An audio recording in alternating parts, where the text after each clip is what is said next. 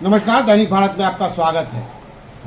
5 राज्यों का चुनाव हुआ जिसमें 3 बीजेपी लेके चली गई, तेलंगाना कांग्रेस लेकर के गई। लेकिन वहाँ की जो सबसे बड़ी बात है, लोग कह रहे थे कि मुस्लिम का जो वोट है उसको कांग्रेस तोड़ने में कामयाब रही है। लेकिन सिर्फ 9 सीटों पे लड़ने वाली AIMI 7 सीटों पे अपना जीत दर्ज कराती है। और ये 7 जीत मानी रखता है। मानी इसलिए रखता है कि उसका जो प्रेजेंस है अब तेलंगाना से निकलकर, हैदराबाद से निकलकर हिंदुस्तान के बड़े बड़े राज्यों में अपनी उपस्थिति बड़ी ठसक से दर्ज करा रहा है। ठीक उसी तरह बिहार के दरभंगा के मिथिला की राजधानी कहने वाले दरभंगा में जो MIM ने अपना सिपासालार चुना है, वो इतना कर्मठ और इतना जुझारू है कि अब देखने वाली बात होगी कि ये MIM की ठसक को मिथिला में कितना आगे बढ़ाता है और कितना इसको दम मिलता है। और जो सबसे बड़ी बात है, जो कलाम साहब मेरे बगल में बैठे हुए हैं, परिचय हम करवाते हैं उनसे। ये सिर्फ मुसलमानों को ही नहीं, ये अपनी पार्टी में दलितों को, ब्राह्मणों को, OBC को, सबको जोड़ रहे हैं। जब इनका हिरार्की देखिएगा, दरभंगा का जो पार्टी की हिरार्की है, इसमें सभी जाति के लोग आपको मिल जाएंगे। आप उनसे मिल सकते हैं और पढ़े लिखे लोग हैं, कोई वकील है, कोई इंजीनियर है, कोई डॉक्टर है, तो इस तरह के लोग जुड़ रहे हैं। चलिए हम इनसे बात करते हैं और तेलंगाना की जीत पर इनसे कुछ सवाल पूछते हैं। सवाल तो बनता है। सर, सबसे पहले आपका दैनिक भारत में बहुत बहुत स्वागत और जीत की ढेर सारी मुबारकबाद। चलिए, शुक्रिया आपको भी। हमारी पार्टी जो इतनी बड़ी जीत की है, इसके लिए सभी जो बिहार के इलेक्ट्रॉनिक मीडिया है, प्रिंट मीडिया है, मैं सभी लोगों को आपके माध्यम से मुबारकबाद देता हूँ, धन्यवाद देता हूँ। 9 सीटों पे लड़ने वाली, 7 सीटों पे विजय हासिल करने वाली, इतना खौफ है भारत में। असदुद्दीन ओवैसी का खौफ है या उनका जो एजुकेशन है, उनके जो बोलने की शैली है, जो जिस तरीके से वो सवाल पूछते हैं, उससे दूसरी पार्टियां भयभीत हो रही हैं क्या? खुद ही को कर इतना बुलंद, खुद ही को कर इतना बुलंद,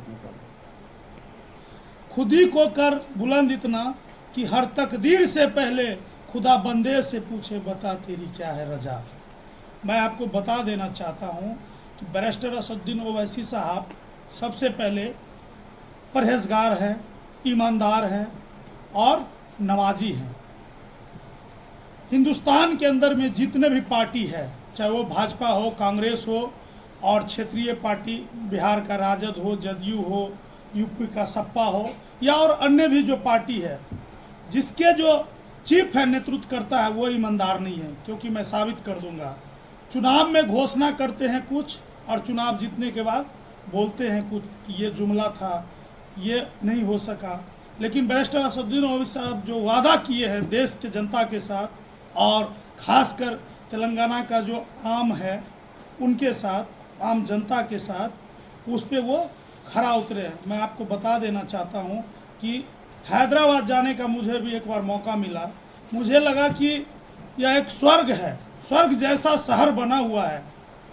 तो उन्होंने काम किया है और हैदराबाद की जनता को यकीन हो गया, विश्वास हो गया है कि जितने भी पार्टी है वो सब जनता को ठग रहा है। वाहिद पार्टी MIM है जो ईमानदारी से जनता के दुख सुख में, अवामों के दुख सुख में मिलकर कदम में कदम मिलाकर चलने का काम करती है। सर, आप दुख सुख की बात करते हैं, आप वादे की बात करते हैं। राजस्थान में जो हार हुई है, लोगों ने 1200 के सिलेंडर को कबूल कर लिया है और 450 के सिलेंडर को, 500 के सिलेंडर को नकार दिया है। वहाँ भी काम हुआ है। लेकिन मैं आपसे ये पूछना चाहता हूँ कि इन 3 राज्यों में जो गठबंधन तो नहीं करेंगे, कांग्रेस सीधी लड़ रही थी, तो कांग्रेस की हार के कारण क्या हो सकते हैं? देखिए, इन लोगों का जो गठबंधन है, इंडिया गठबंधन, वो बेमेल गठबंधन है। इसलिए माना जा रहा है कि जब आपने गठबंधन किया तो हर चुनाव को आपको गठबंधन के साथ लड़ना होगा। जिस तरह का वादा खिलाफी काम ये लोग करते हैं, जनता को ठगते हैं, तो उसी तरह जनता भी इन लोगों को ठगने का काम करेगी। राजस्थान का जहाँ तक मुद्दा हुआ जीतने का, तो वहाँ पे सिस्टम बना हुआ है कि 5 साल भाजपा 5 साल कांग्रेस को मौका दिया जाता है, उसी में वहाँ का जनता उसमें खुश है। उस पर हमें कोई टीका टिप्पणी नहीं करना है। मुझे टीका टिप्पणी करना है कि आज हैदराबाद में जो कांग्रेस पार्टी को जीत मिली है, वो समझ जाइए उसमें पूरा का पूरा देन जो है और मददगार के रूप में आप समझिए कि हमारी पार्टी वहाँ उतरी है। इसलिए उतरी है हमारी पार्टी कि बैरिस्टर असदुद्दीन ओवैसी साहब सिर्फ 9 सीट पे चुनाव लड़े। अगर वो उससे भी अधिक सीट पे लड़ते तो कांग्रेस पार्टी को इतना बड़ा मदद नहीं मिलता और इतना बड़ा जीत नहीं होती। आप बोल रहे हैं काम पे वोट होता है। मैं आपको बता दूं कि अब जिस तरह का इंजेक्शन और अफीम पिला दिया गया है धर्म के नाम पर, हिंदुत्व के नाम पर, और जैसा कि कहा जा रहा है कि आप बी टीम है बीजेपी की, आप मुस्लिम की बात करते हैं, वो हिंदुत्व की बात करते हैं। दो धरे में, दो विचारधारा में ये देश बट गया है। गांधी की विचारधारा है, एक सावरकर की विचारधारा है। सावरकर को मानने वाले लोगों की संख्या बढ़ रही है, 100 साल की मेहनत है। वहाँ पे आप कैसे उसका मुकाबला करेंगे? देखिए, जिसका उदय होता है उसका समापन भी होता है। मैं बता देता हूँ आपको, जिस तरह का अभी चल रहा है नफरत फैलाने का काम, इस चीज़ को अब जो देश का आवाम है, यह देश जो है सेकुलरों का देश है, तो झूठी वादा झूठी खेती बहुत दिन नहीं चलेगा। अब भाजपा की विदाई जो है 2024 में देश से निश्चित रूप से होने जा रहा है, बशर्ते जो उनके विपक्ष के लोग हैं उनको समझना होगा और समझ करके जो है गठबंधन बनाना होगा, मजबूती से लड़ाई लड़ना होगा। हम लोगों का जो टारगेट है पूरे हिंदुस्तान में कितने सीट पे लड़ना है, ये निर्णय हमारे राष्ट्रीय अध्यक्ष जनाब असदुद्दीन ओवैसी साहब वो अपना निर्णय लेंगे। हम लोग मजबूती से चुनाव लड़ेंगे और हम लोग का जो सेवा का भावना है वो निश्चित रूप से करेंगे आने वाले समय में। अभी भी हम लोग जनता के बीच में रहते हैं और MIM पार्टी एक ऐसी पार्टी है जिसको आप पहले समझ लें।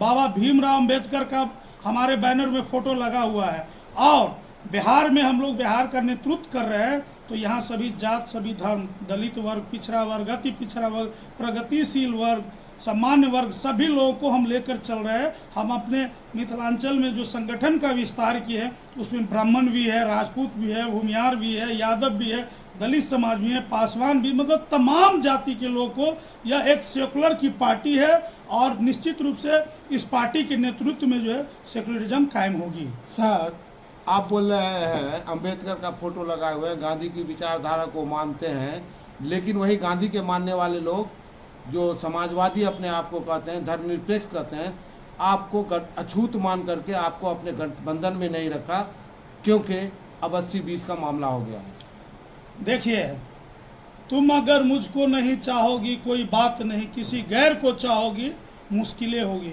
जिसको प्राइम मिनिस्टर बनना है देश का, उसको सभी लोगों को लेकर चलना है। मैं तो आपको पहले ही बता दिया हूँ। कौन बनेगा भाई? मैं आपको बता दे रहा हूँ कि देखिए, आप 70 साल, 60 साल, 65 साल जो है आपको ये क्या बोलते हैं, कांग्रेस पार्टी जो है मुसलमानों को ठगने का काम किया। उसके बाद जितने भी राज्य है उसमें जो क्षेत्रीय पार्टी है वो सब ठगने का काम कर रहा है। तो कहीं ना कहीं हिंदुस्तान में मुसलमानों को ये अब लग रहा है कि हमको ठगा जा रहा है। पहले जो है विकल्प नहीं था, अब विकल्प के तौर पे जो है पूरे हिंदुस्तान में MIM पार्टी विकल्प बन चुकी है। आप देखते होइएगा कि चाहे नगर निकाय का चुनाव हो, चाहे असेंबली का चुनाव हो, ये सब चुनाव में जो है MIM पार्टी अपना उम्मीदवार उतारती है। और निश्चित रूप से हमारा जो है अभी बिहार का जो क्षेत्रीय पार्टी सबसे बड़ा राजद है, उससे ज़्यादा MP हमारे पास में है। हमारे पास में हैदराबाद में MLA है, यहाँ भी हमारा MLA था, हमारे पार्टी को तोड़ने का काम किया। तो ये तोड़ जोड़ चलता रहता है। आने वाले समय में जो बिहार का आम जनता है ये बताएंगे इन लोगों को कि किस तरह से जनता को ठगा जाता है, तो जनता इन लोगों को किस तरह ठगेंगे। तो साफ सुथरी बात है कि दो धुरी की राजनीति देश में पनप रही है, जो देश के लिए कतई किसी भी कीमत पर अच्छा नहीं है। गांधीवादी देश में, अंबेडकरवादी देश में हिंदुत्व का जहर और मुसलमानों को मुसलमान होने का खौफ जो है यहाँ की डेमोक्रेसी के लिए एक अच्छा संदेश नहीं है। कलाम साहब, आपका बहुत बहुत शुक्रिया दैनिक भारत से बात करने के लिए। शुक्रिया, धन्यवाद। इसको बोलते हैं